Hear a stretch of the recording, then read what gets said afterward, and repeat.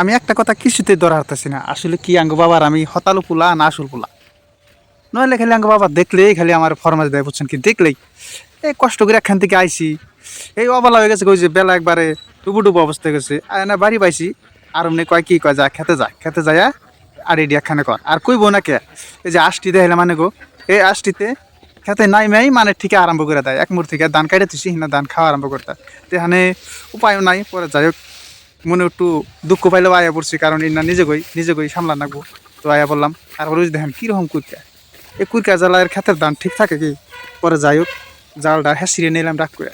রাগ টাগ যাই করি, রাগ করলেও তো কামবো না, কাম তো আমার নিজেরই করু না গুনা। আর এই দুনিয়ার একবারে বেলাও তলান আজান দিয়া লাগবো, একটু টাইমের ভিতরে তো শেষ জান লাগবো। তো যাই হোক এখানে মুসুম না করে তারিখ কাম আরম্ভ করে দেয়, আর উপায় নাই, কাম তো শেষ দেন লাগবো। খায় না খায় দিয়ে ঠেলা মোটামুটি চাপছে, এই যে এক আওয়াজ ছুটি হালাইছি, মানে এক লাইন লাইন করছি, মানে টেনশন নাই, দুইটা চারটা করে নিয়ে এবরম একদাবারে সাইডে থুয়ে যাম আর কি।